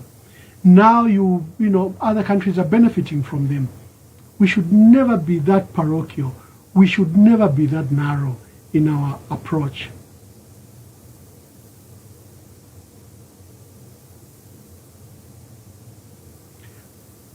Yeah. There were some notes here that why should we allow our mind to be used as collateral for our so-called saviors to borrow? I think he's referring to Vedanta, who has come to New York and wants to use the assets of KCM to borrow, then reinvest $1.5 billion in our country after borrowing from New York. We know every government, every business borrows, but this investor came, he said he had money, he had $1.5 billion, and he said he had $250 million to pay up front. He has not been honest, he has been dishonest in approach.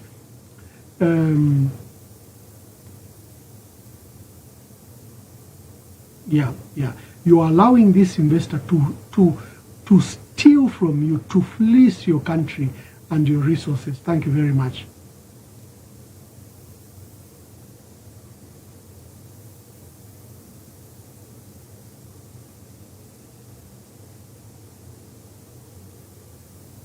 Okay.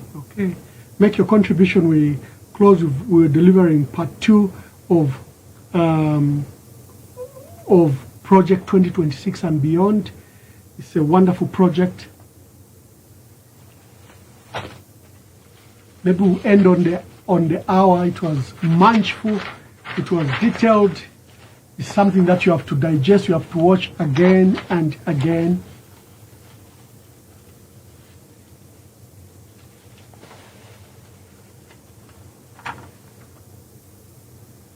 I'm giving you the last few minutes to call. Emmanuel Mwamba kutuma. Hello, phone you have busy. My phone is free. Please call. I've seen a lot of messages. I may not go through it. So what is Project 2026? It's a Zambian vision. It's not just a policy. It's a vision beyond 2026. It's not a policy for the next election, but a policy for the next generation. It's bold, it's practical, it's ambitious.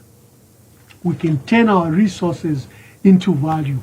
We can make Zambia, in the next 5 years, to be a top economy. South Africa is sitting at 410 billion. Egypt is sitting at 350 billion. Algeria at 268 billion. Nigeria at 200 billion. Morocco at 165 billion.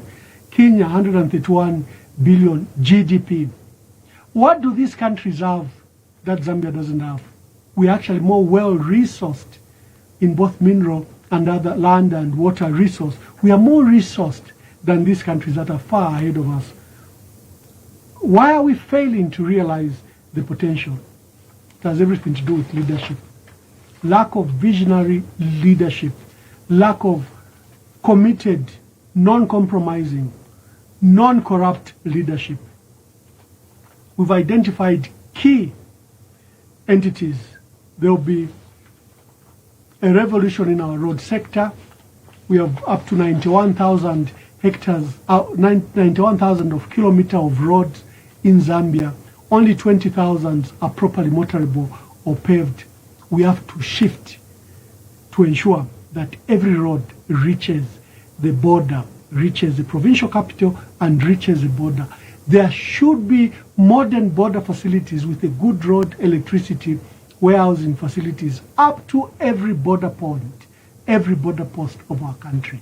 That becomes your priority sectors. Each place, whether you're going to Malawi, Tanzania, DRC, wherever our borders are, there should be a tarmac road that crosses from Lusaka into the provincial capital up to the border, and you put up housing facilities and you take electricity there. We can be an exporter of food. We've demonstrated fish. Here is a new industry we can to exploit our water resource. Fish can become our major exporter, and we can jump it from the current $300 million industry to a $5 billion industry in a rapid 2-year period. Oh, there's a gentleman calling from here. Good evening. Please tell us your name and where you are calling us from. Good evening, Mama. I'm calling you within Lusaka. Thank you very much. Please tell us your name and make your contributions.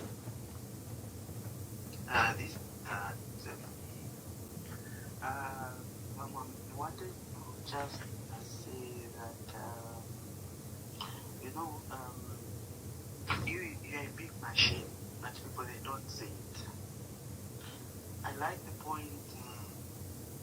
Hello, are you able to get Yes, we are listening to you, my brother. Oh, all right, okay, thank you. So, that's the reason why I always tell people to say, look, above the things President Hakainde Hichilema has done is the introduction of skills training programs.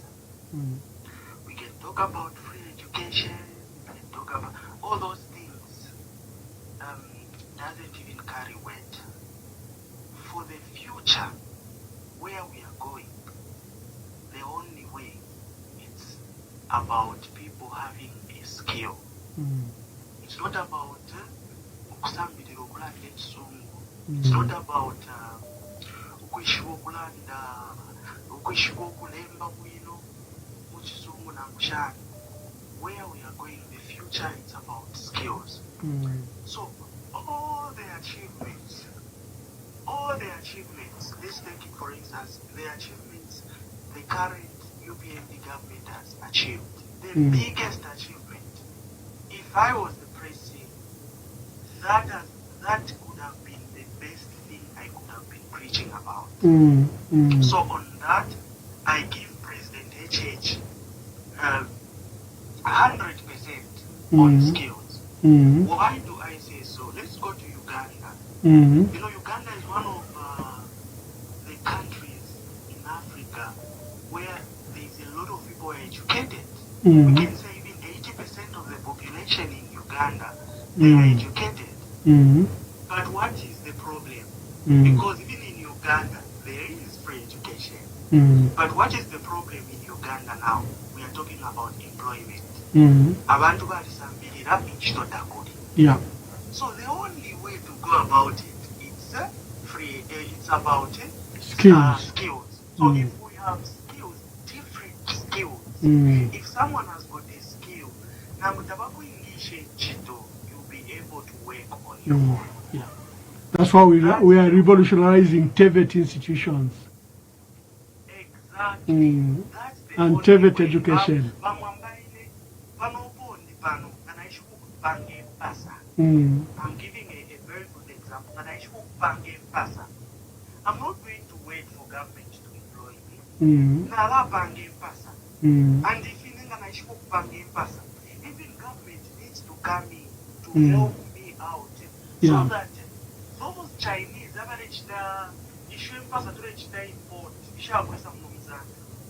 we put hammer tariffs higher so that Zambia, people they are able to buy. Yeah. So the only thing, the best thing, the biggest thing Barry has done is just about skills. Not even restructuring.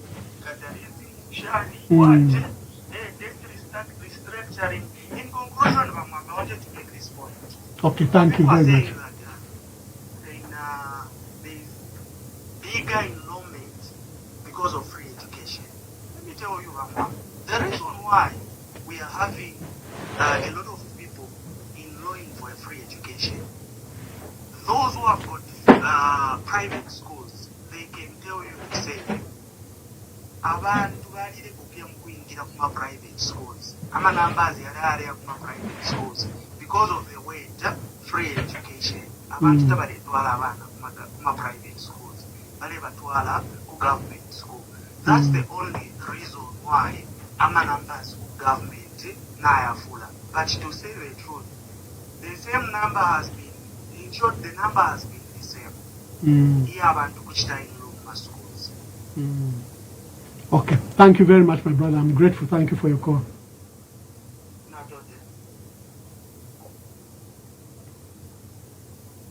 Okay, turimu kusondwerera bane namutume.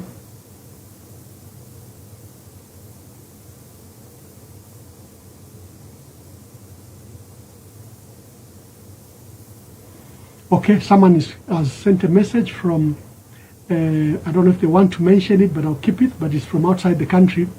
I'm failing to get through, but I thank you most for your bold ideas that you've inked into the Project 26. I lived over 2 decades in Germany, and I still call it home as my children are still there. One brilliant aspect about German education is the TVET institution called Ausbildung, well, in German. It's really anchored with SMEs, and it helps with job market enormously, and children have the option either straight from university or the TVET way into formal employment. Zambia needs to cut new ways on the education front, and even if we already have a TVET, we change it in the manner that you are proposing. It can be a game changer, and it really can help SMEs and the small, industry sector rise from such scheme. Thank you very much. Someone from Mozambique.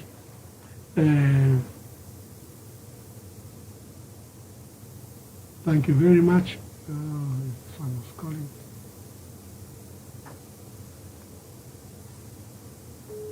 Ambassador, I'm out front when you're ready. It's Okay. 2 o'clock. Yeah, thank you. Hello? Hello, please tell us your name and where you're calling us from. Mr. Mwamba, good evening. Good evening. Williams, calling you from Copperbelt. Yes. Mr. Mwamba, you are now becoming my lecturer. Thank you very much. I think so many young people are listening from you and we are tapping a lot of wisdom from you. Yes, yes. So we have nothing to give you but to be praying for you. Oh, I'm grateful. Thank you. Thank you. Mr. Mwamba, I'm coming from Luapula province, Mm-hmm. where the major activities there are only 2 things, fishing and farming. Yeah. I can tell it's hell at the moment with the farmers. Mm-hmm. Like you said, there's no fish in the lakes, in the rivers. Yeah. So these people, they have got that determination to do their job because this is the only thing they know. Yeah. But every time they go to the lake, they sleep all the night from on the lake, but they come the following Empty-handed. morning, empty-handed. Mm. I did feel sorry for them. Mm. If you come up with those ideas, I'm telling you, it's going to develop even the areas where these people are operating, Mm-hmm. more specifically Luapula province. Yeah. Then farming also. Mm. Our people, most of the people, they are not educated. Mm. They do farming. With these people, at least we do see some development. Mm. Now, with the coming of this new government, Mm. our people are sharing now methods, Yeah. fertilizer on methods. Mm. And I can tell you they don't have capacity to go to the market and buy fertilizer. And even if they have capacity to buy fertilizer, Mm. if you do the costs, they are making negative. Yeah. Yeah. They are making negative. Mm. So, Makalamba, if I had that power to just, Janga Indage, they might make you president. Just, just wait. Thank you very much, my brother. Yeah. Thank you for your support. Yes, the other thing is that for children, we are sending, even the education, we are sending children to school to just learn English. Mm. Mm.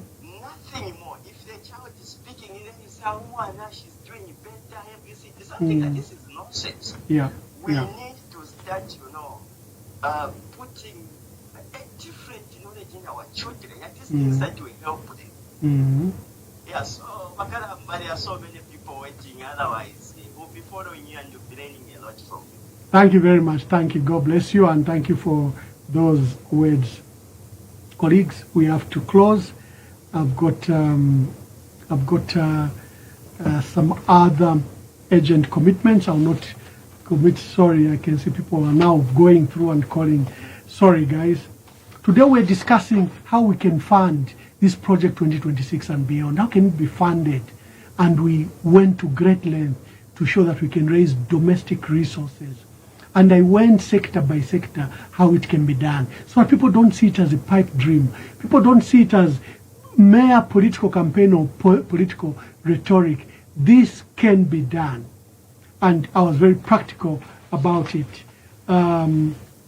We had special attention to education and livestock, just that fish.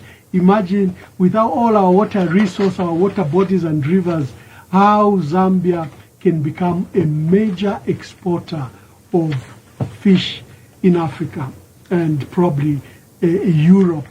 We'll be picking a particular sector and we demonstrate how it can be part of the revolution. Our end game is that Zambia should be a top economy, top 5 economy in the next 5 years. We can't be among the poorest countries. Number 6, no. We'll rise significantly to the top. We'll stop the corruption that has been occurring. This is a social contract. It's a Zambian vision. It's a vision beyond 2026 elections. It's a vision for the generation.